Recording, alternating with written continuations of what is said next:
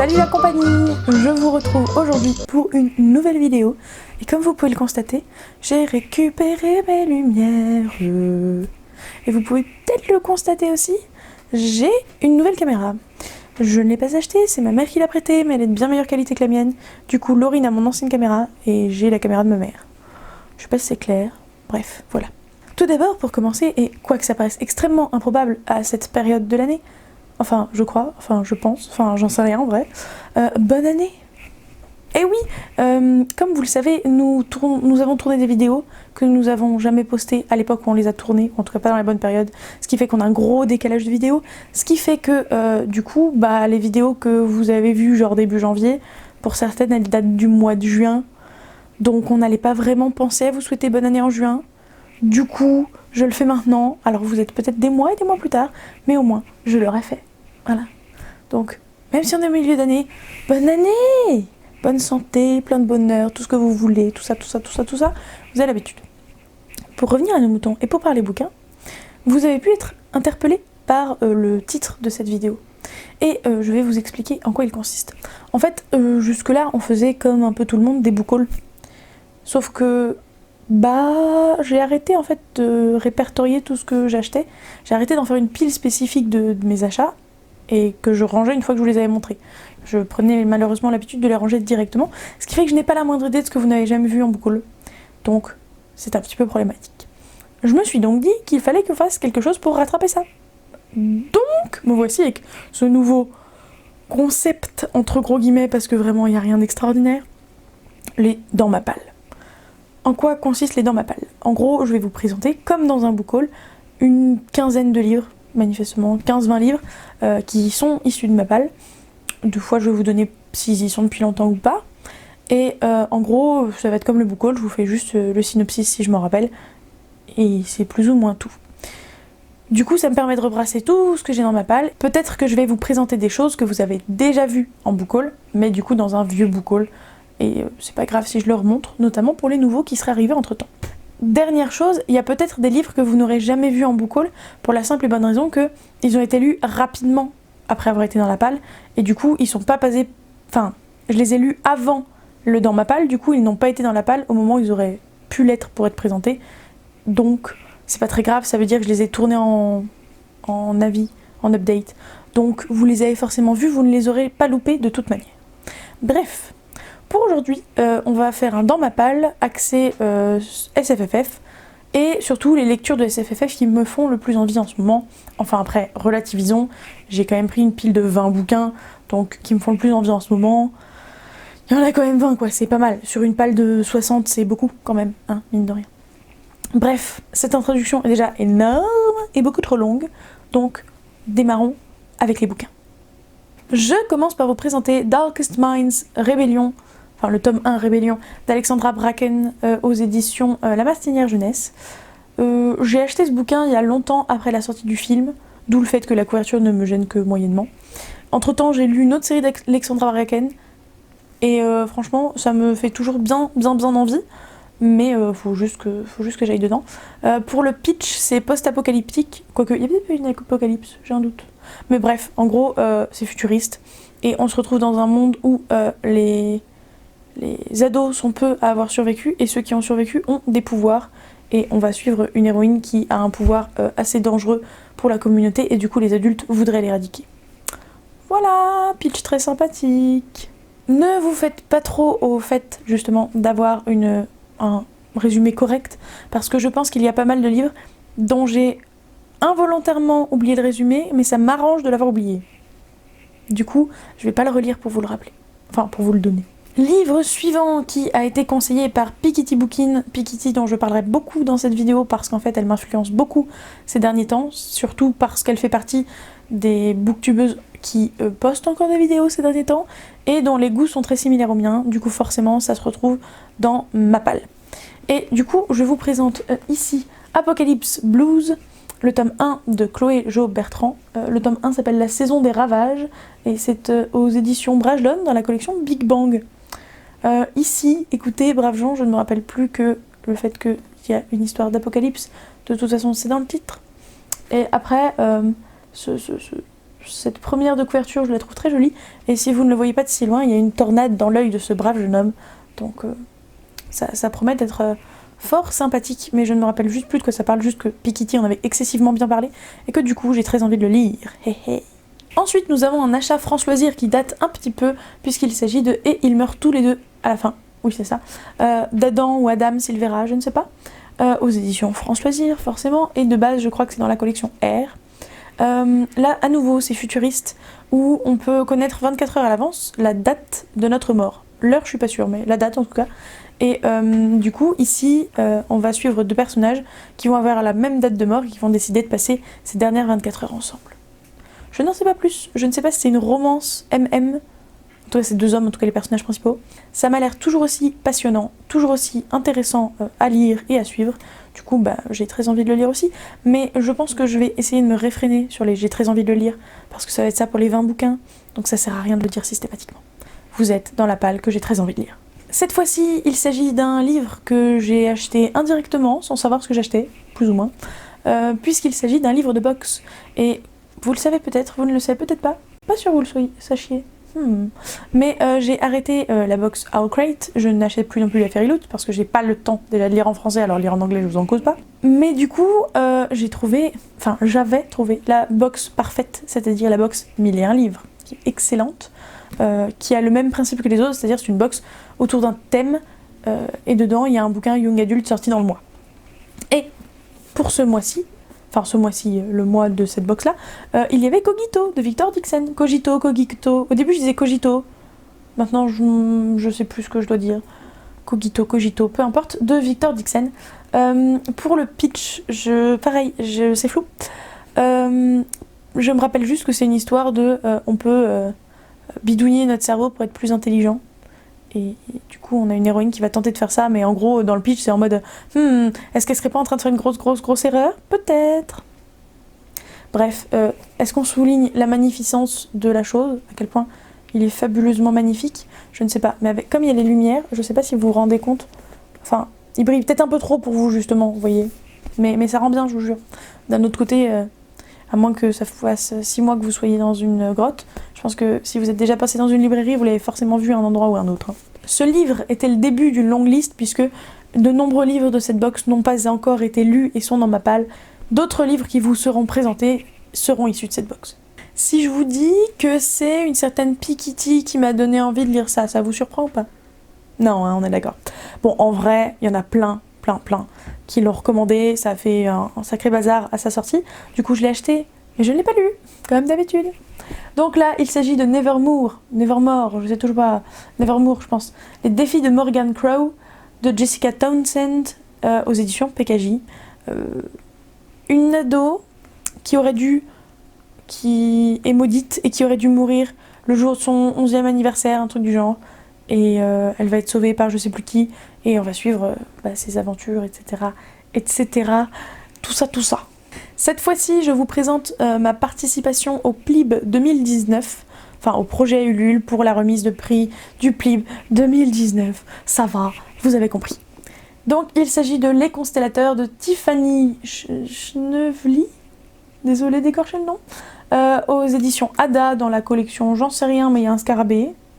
Voilà, collection Scarab, franchement, j'y étais presque.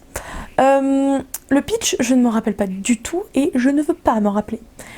Les constellateurs, voilà, je sais juste donc que c'est un lien avec les étoiles et les constellations et que cette couverture est quand même diablement jolie. Ensuite, voici un livre gratuit que j'ai eu pour l'achat de 2 autres poches. Il s'agit de Oniria, le premier tome, le royaume des rêves, de BF Paris aux éditions Le Livre de Poche Jeunesse. Celui-ci, il était gratuit, d'accord. C'est déjà un argument en soi pour l'avoir. Mais en plus, je sais que pour certains, ça fait partie des classiques de leur enfance et de leur jeunesse. Du coup, je me suis dit que même si c'était plus... Enfin, ça ne sera plus un classique de ma jeunesse, ça pourrait être une excellente lecture. Donc, hâte de me plonger dedans. Pour le pitch, je manque quand même à tous mes devoirs. En fait, à nouveau, je ne me rappelle que ce qui est dans le titre, Le Royaume des Rêves. Donc je sais que ça a un lien avec les rêves. Une histoire on peut se plonger dans les rêves ou vivre vraiment... ou 2 univers parallèles, 2 vies parallèles, genre la vie que vous avez dans vos rêves et la vie que vous avez pour de vrai. Un truc du genre, j'ai plus dans le détail, mais vous avez l'idée à peu près. Et dans le pire des cas, Livre Addict est là pour vous, ou Amazon, ou je ne sais pas quoi, mais vous pouvez regarder le synopsis à plein d'endroits différents. Ah, celui-ci ne va pas surprendre tous ceux qui suivent mes lectures, notamment mes lectures science-fiction. Generation 1 de Pittacus Lore, toujours. Est-ce qu'il y a un nom de tome? Je sais pas en fait. Si c'est un... Ouais, si c'est ça, la nouvelle série. C'est un tome 1? Bon, en soi, derrière, il y a écrit la nouvelle série de l'auteur. Donc, on peut supposer que c'est une série, mais il n'y a pas écrit tome 1 quelque part. Donc, j'en sais rien si c'est vraiment un tome 1 ou pas. Mais en gros, à la fin... C'est spoilant, mais à la fin de la série originale Les Loriens, il se passe un truc, un élément, qui fait que on va suivre d'autres personnages à partir de ce retournement de situation-là. C'est pas clair, mais je peux pas faire mieux. Par contre, je peux vous faire le pitch de la saga Les Loriens, qui se trouve être juste derrière ma tête là. Il s'agit d'extraterrestres qui ont fui leur planète parce qu'elle a été envahie par des méchants vilains pas beaux. Et du coup, ils sont sur Terre pour, entre autres, se sauver, ne pas être repérés, et voilà. C'est tout ce que j'ai à dire, parce qu'ils sont évidemment toujours pourchassés par les méchants. Une fois n'est pas coutume, je ne sais encore pas si c'est un tome unique ou une saga, c'est pas très clair ce qui est écrit dessus. Pareil, il n'y a pas de titre pour le tome, et en même temps derrière il y a écrit la nouvelle saga de l'autrice. Il s'agit de Light Years de Cass Morgan, qui est donc l'autrice de Les 100, dans la collection R, donc chez Robert Laffont. Je me rappelle juste que c'est vraiment de la science-fiction pure et dure, avec vaisseaux spatiaux et tout le tutti quanti, mais j'ai pas le reste en tête. Voilà. Est-ce que pour autant c'est grave? Non, je me plongerai corps et âme dedans. Et je sais que la saga Les 100 en livre est très différente de la série, mais étant donné que l'idée de base, l'univers de base me plaît beaucoup, je me dis qu'il n'y a pas de raison que ça ne me plaise pas. Et on poursuit dans la science-fiction, comme quoi en ce moment, il y a vraiment que ça qui me branche, ou en tout cas majoritairement ça qui me branche. Il s'agit de l'autre côté du mur, l'intégrale, puisque normalement c'est en 2 tomes, d'Agnès Marot, aux éditions Relinks, puisque ça devait être publié ailleurs, et puis ils ont fait une version intégrale. Elle me rappelle pas du pitch, juste, comme c'est assez clair, de l'autre côté du mur, donc on a un jeune garçon d'un côté du mur, une jeune fille de l'autre, mais je me rappelle pas s'ils se connaissaient avant, ou si justement ils vont se rencontrer par le biais du mur. Je sais plus, mais du coup c'est dans un monde dystopique où y a un mur qui doit séparer le monde, je suppose, ou un mur qui doit entourer une ville, ou un truc du genre. Bref, j'ai pas plus d'infos à vous donner, désolée. Mais au moins ça permet d'éviter que cette vidéo dure 15 ans. Profitez-en, c'est bénéfique en fait. Alors celui-là, je meurs d'envie de le lire, mais encore plus que tous les autres. Il s'agit d'une dystopie, une fois de plus, qui ne sera pas sans vous faire penser à The Handmaid's Tale. Oui, j'ai du mal comme le commun des mortels à dire cette série, ce nom de série. Il s'agit de Vox, de Christina Dalcher, aux éditions Nil. Pour le pitch, c'est un peu dans le titre, c'est un peu dans le visuel de la couverture, donc faites un effort s'il vous plaît. D'autant plus que je vous ai dit que ça faisait penser à The Handmaid's Tale, donc bon, vous faites pas d'effort si vous n'avez pas au moins une petite idée.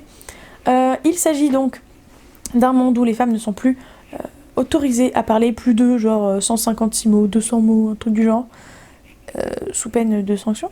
Et on va suivre cette charmante dame dont je n'ai évidemment pas le prénom, qui va être autorisée exceptionnellement à parler plus parce qu'elle était médecin avant et qu'elle est capable de sauver le fils d'un gars important d'un point de vue politique ou un truc du genre. Du coup, elle va être autorisée à parler plus. Et de là va naître toute une histoire. Mais ça me fait tellement envie. Et d'autant plus envie que Patatras l'a lu il y a pas longtemps, de mon point de vue. Donc genre, il y a peut-être longtemps pour vous. Mais il a lu vraiment depuis pas longtemps et m'a grave donné envie. Déjà, j'avais super envie de le lire. Mais alors, depuis que j'ai vu sa vidéo, c'était encore pire. Donc, vous ne serez pas surpris de savoir que il fera partie de mon premier tiers de lecture prochaine. À présent, je vais vous présenter un livre issu de la box 1001 livres et que je trouve comme étant, selon mes goûts personnels évidemment, le plus beau de tous ceux qui nous ont envoyé. D'ailleurs, c'est une réédition spéciale pour la box, en hardback et tout, enfin elle est trop jolie. Il s'agit de Babel de ABK et franchement, regardez-moi ça. Du coup, je sais pas s'il y a une maison d'édition, puisque comme ça a été fait spécialement pour la box, j'en sais rien. Ah oui, et accessoirement, c'est dédicacé. Alors pas avec mon prénom, évidemment, parce que tu peux pas envoyer un truc dédicacé personnellement chacune des personnes recevant la box. Alors il y a écrit Agence Célène, est-ce que c'est pour autant une maison d'édition, je sais pas, mais ça a l'air d'être ça, donc Agence Célène, j'en sais rien, dans le pire des cas, vous aurez une info en trop. Je sais plus de quoi ça parle. Je sais juste, de mémoire il me semble, mais je dis peut-être des grosses bêtises, que 1, c'est une dystopie, et 2, il y a une histoire de compétition. Et autant dans la vie réelle, compétition, je suis moyennement fan en tant que participante, on va dire ça comme ça. Autant lire des trucs avec des compétitions dans les bouquins, c'est mon dada. J'adore ça. J'adore ça. Peut-être moins que d'autres trucs, genre les romances hôpital, mais j'adore ça. Et vous savez, quand il y a une compète, le bouquin, c'est quasiment sûr que j'adore. La preuve, hein, Hunger Games, Battle Royale, petit teasing sur mon prochain update, Red Rising. Quoi d'autre, il y a des compètes encore que j'aime beaucoup. C'est pas forcément que des compètes, il y a aussi le côté entraînement. Genre, vous voyez, comme dans Harry Potter 5, où il s'entraîne.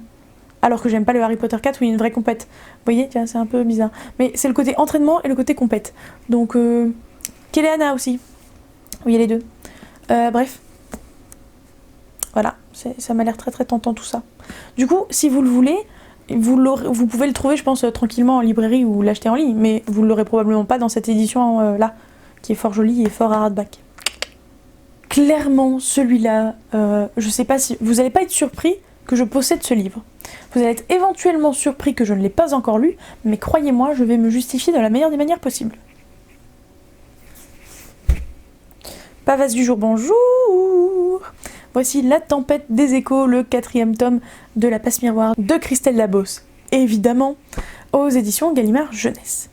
Vraiment, le pitch de base est-il nécessaire? Je ne sais pas. Je sais pas vraiment. Bref, le pitch de base. Ophélie qui est obligée de se marier avec un gars qui est hyper froid dans tous les sens du terme. Et c'est un monde de fantaisie où elle a la capacité de passer à travers les miroirs. Et quand elle touche un objet, elle peut le lire, c'est-à-dire voir son vécu antérieur. Et oui, je sais, c'est un pléonasme, mais je m'en fiche. Voilà, vous avez l'idée. D'un autre côté, je pense que vous connaissiez déjà le pitch.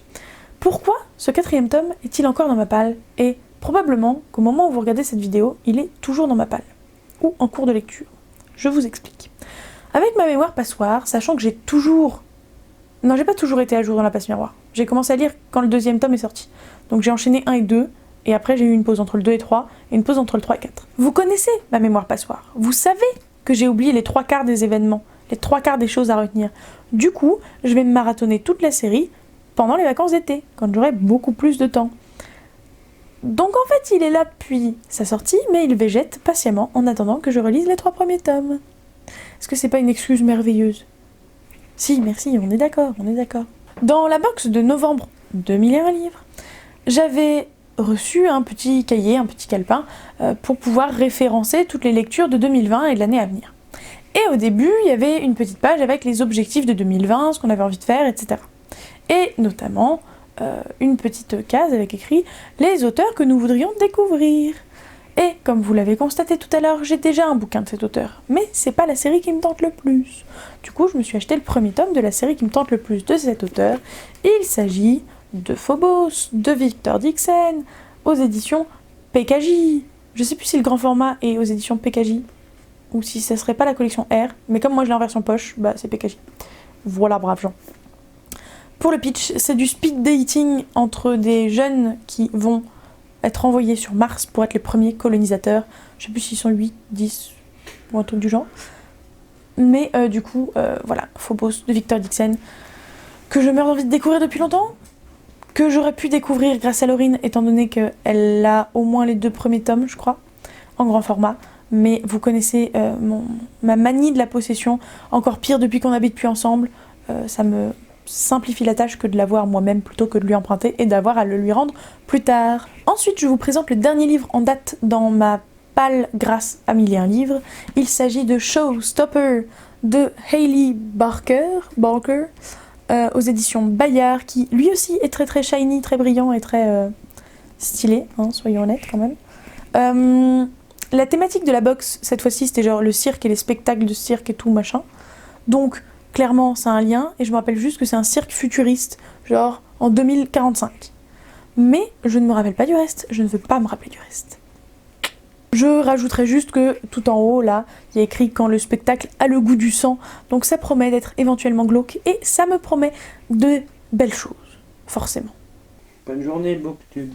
Bon allez, vous êtes presque au bout de votre peine, puisqu'il me reste encore 5 livres à vous présenter, mais que 5 livres par rapport à la pile énorme que j'avais, c'est pas si mal. Alors ici, il s'agit d'un livre que j'avais acheté parce que j'étais jurée du PLIB 2019. Du coup, j'avais acheté Pandemonium d'Aurélie Mendonça aux éditions du Chat Noir dans la collection féline. Alors, il se trouve que j'avais fait un achat collectif de tous les bouquins qui étaient présélectionnés pour le PLIB dans la maison d'édition du Chat Noir parce que c'est l'une, de mon point de vue, c'est les bouquins les plus fiables mais les plus compliqués à se trouver.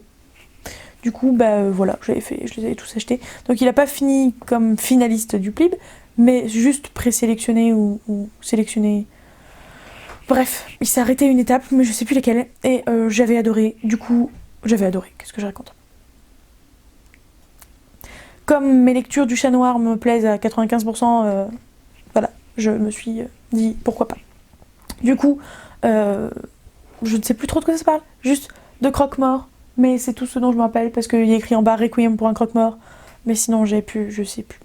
Demandez pas, je sais plus. Ici, il va s'agir d'un bouquin que j'ai acheté il y a super longtemps, mais il me fait toujours envie. Mais pourquoi je l'ai toujours pas lu, je ne sais pas. Des fois, je cherche même plus les causes de la chose. Je l'avais acheté d'occasion parce que en vrai, il coûtait je trouvais qu'il coûtait une blinde pour le nombre de pages et la taille de l'écriture. Il s'agit de Fire Sermon. Je crois que oui, c'est ça. Parce qu'il y a d'autres phrases, mais elles m'ont perturbée, mais non, c'est juste d'autres phrases de teasing, si on peut dire. De Francesca Egg aux éditions Hachette. C'est un premier tome, mais il n'a pas l'air d'avoir de titre à lui tout seul, donc voilà. Là, je me rappelle du pitch, alors que ça date de super longtemps. Ce sont des jumeaux. Tout le monde naît par jumeaux, et il y a toujours un alpha et un oméga. L'alpha, c'est celui qui est brillant, qui a de la chance, qui est fort, enfin bref. Mister Merveilleux ou Miss Merveilleuse. Et de l'autre côté, il y a l'oméga qui est tout nul, tout pourri, qui a la poisse, enfin bref, qui est vraiment mauvais. Le problème, c'est que leurs destins sont liés. Si l'un meurt, l'autre meurt aussi. Oupsie! Pitch qui me tente donc très fortement, qui a l'air très très sympathique. D'où mon envie de le lire, mais je sais que j'avais mis du temps déjà à l'acheter parce qu'il coûtait une blinde, d'où mon achat d'occasion. Et du coup, par contre, je sais pas pourquoi il traîne depuis longtemps dans la palle. J'ai eu 15 milliards de fois l'occasion de le lire, mais je ne l'ai pas lu. Allez savoir. Et après, faudrait que je m'achète la suite si ça me convient. Ensuite, il me reste plus que 3 bouquins, et 3 bouquins de saga dont je vous ai déjà présenté les premiers tomes, en update, tous. Donc, ça devrait pas être trop compliqué à résumer, pas être trop brouillon, vous y êtes presque.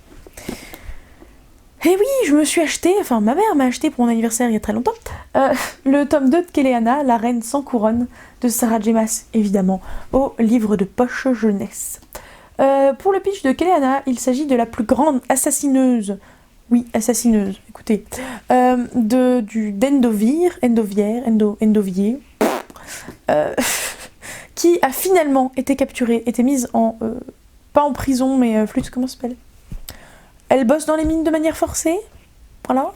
Et un jour, on va l'en sortir pour être désignée comme championne d'un gars pour participer à une compétition pour être l'assassin du roi, peut-être bien, ou le mercenaire officiel du roi, un truc du genre. Voilà.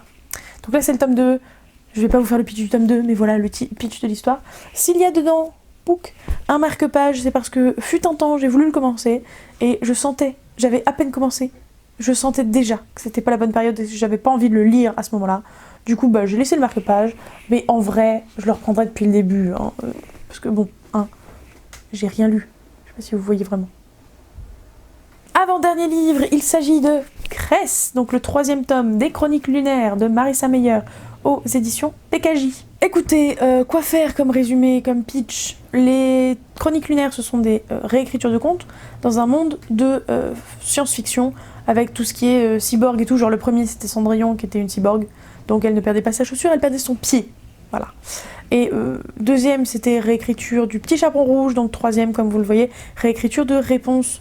Je ne sais donc absolument pas ce qui se passe dedans, et je vais même être bien embêtée parce que je voudrais bien un petit spoiler pour l'épisode 2, mais je crois me rappeler que j'avais pris des notes pour Scarlett et que, oh mince, je vais pouvoir avoir mon spoiler personnel parce que c'est quelque part dans mon vieux téléphone. Donc je vais aller fouiner dans mon vieux téléphone, n'est-ce pas? Et d'ailleurs, petit aparté, je pense que maintenant, si je fais des vidéos spoilers, ça sera des vidéos plus, entre gros guillemets, podcast. Parce qu'en fait, c'est hyper laborieux et pénible pour moi, même si j'avoue, ça me fait pas mal de vues, de tourner une vidéo spoiler. C'est pénible parce que pour moi, c'est hyper robotique. Je peux pas caler ma personnalité comme je le fais d'habitude et j'aime pas ça. Ça me frustre. Du coup, je pense juste qu'à chaque fin de chapitre, en fait, dans mon lit ou peu importe où je suis en train de lire, je vais faire un petit vocal sur mon téléphone. Enfin, vocal. Sur le dictaphone, quoi, vous avez compris? En mode, là, dans ce chapitre-là, il s'est passé ça. Et puis, je pense que si je vous le mets en vidéo, je mettrai des trucs de livres qui défilent. Enfin, j'en sais rien, je ferai un truc. Mais du coup, ça m'évitera d'avoir à faire tout un travail de montage assez pénible. Et enfin, c'est le dernier, promis, après je vous fiche la paix. Il s'agit du tome 2 de La Faucheuse, Thunderhead, qui se traduirait par tête de tonnerre, donc je sais pas si c'est une traduction littérale très pertinente. De Neil Shusterman dans la collection R, donc ça veut dire chez Robert Laffont évidemment. Clairement, pareil, ça fait tellement envie. Franchement, sincèrement, et là je vous jure, j'exagère pas, c'est pas ma prochaine lecture puisque je suis en train de lire une saga, je lis tous les tomes de la saga d'affilée, mais c'est après cette saga, c'est ma prochaine lecture SFFF. C'est sûr, certain, c'est celle qui me fait le plus envie, donc ça va bientôt passer à la trappe. Pour le pitch de base, on est dans un monde futuriste, une fois n'est pas coutume, dis donc. Oh, c'est peut-être presque la thématique de cette palle, et je vous jure, c'est pas fait exprès. Et dans ce monde futuriste, on a réussi à déjouer la mort, ce qui fait que même à cause de vieillesse, on ne peut pas mourir. Enfin, pas possible de mourir de vieillesse, puisque on se fait rajeunir à chaque fois. Genre on retourne aux 20 ans et on fait la boucle et encore et encore et encore. Mais du coup, surpopulation. Du coup, a été créé l'ordre des faucheurs. Faucheurs qui ont pour mission de faucher, bien jouer. Et ça consiste à tuer aléatoirement des gens. Et il faut en gros qu'en moyenne, ils en aient tué un par jour. Je crois que c'est un truc du genre. Et donc, on va suivre une jeune femme et un jeune homme qui vont être recrutés en tant qu'apprentis faucheurs. Et dans le premier tome, on va les suivre dans cet apprentissage. Et évidemment, je ne vais pas vous en dire plus. La seule chose que je peux vous dire, c'est que le premier tome, quoique la fin soit ouverte, peut être une fin en soi, ça peut s'arrêter là, voilà. Mais évidemment que s'il y a une suite, j'ai envie de lire cette suite. Du coup, cœur sur cette série que j'avais beaucoup aimé, enfin ce premier tome que j'avais beaucoup aimé, et j'ai très envie de lire le 2. Et ce qui m'arrange d'autant plus, c'est que si le 2 finit en queue de poisson, étant donné que le 3 vient de sortir, je vais pouvoir me précipiter dessus si la fin est vraiment horrible. Et j'ai enfin fini! Est-ce qu'on n'est pas heureux les petits potes? Si! J'ai fini donc ce tout premier dans ma palle spéciale SFFF, et surtout, soyons honnêtes, SF, post-apo et dystopie et tout le tralala, mais dans la catégorie SFFF, c'est un peu mon dada, donc on n'est pas vraiment surpris, voilà, puisque ce sont toutes les lectures que j'ai le plus envie de lire. C'est plutôt cohérent, hein. Normalement, vous aurez 2 épisodes en plus de celui-ci dans ma palle, puisque j'ai approximativement 60 bouquins, donc à coup de 20 bouquins, on devrait arriver à 3 à peu près. Mais après, je sais pas, enfin, une fois que je vous aurai tout présenté, ce qu'il y a actuellement dans ma palle, je vais pas pouvoir, je vois pas l'intérêt de continuer les vidéos dans ma palle, voyez-vous. Donc, est-ce que je vais reprendre les book hauls? Est-ce que je vais y arriver à reprendre les book hauls? Ou est-ce que je vais m'y prendre autrement? Je ne sais pas encore, mais en tout cas, peut-être qu'il n'y aura que 3 épisodes de cette fameuse série dans ma palle. Je vais donc clôturer cette vidéo. N'hésitez surtout pas à laisser un commentaire, soit sur les livres parce que ils vous tentent, parce que vous les avez déjà lus et vous voulez m'en parler, parce que vous n'avez justement pas envie de les lire, pourquoi pas. Enfin bref, racontez-moi ce que vous voulez à propos de ces livres. Dites-moi si, comme d'habitude, le cadrage est bien, parce qu'en fait j'ai l'impression de le changer à chaque fois, donc de vous le demander à chaque fois si ça vous va. Mais surtout, la luminosité, dites-moi si c'est beaucoup mieux. Pareil pour le visuel, dites-moi si cette caméra est fort qualitative et que je devrais m'acheter la même et rendre celle-là à ma mère, comme je devrais le faire. D'autant plus que vous vous en foutez, c'est surtout pour mon montage, mais je vous le dis. Il se trouve que le micro, cette fois-ci, maintenant, est directement connecté à la caméra. Oh, donc je n'aurai plus à faire de clap au début de vidéo et essayer de caler désespérément le son sur l'image, parce que croyez-moi, c'est pénible. Donc je suis joie et bonheur, braves gens, voilà. Bref, donc commentaires à propos du setup, à propos des bouquins. N'oubliez pas de liker la vidéo, de vous abonner si ce n'est pas déjà fait, parce que je sais que vous êtes nombreux à regarder les vidéos sans être abonnés, et c'est pas bien. Voilà, est-ce que j'ai d'autres infos à vous donner? Non. Encore une fois, bonne année, que vous soyez en janvier ou n'importe quel autre mois de l'année 2020. Cœur sur vous, tout ça. Je vous souhaite d'excellentes lectures, je vous fais de gros bisous, et je vous dis à la prochaine. Ciao!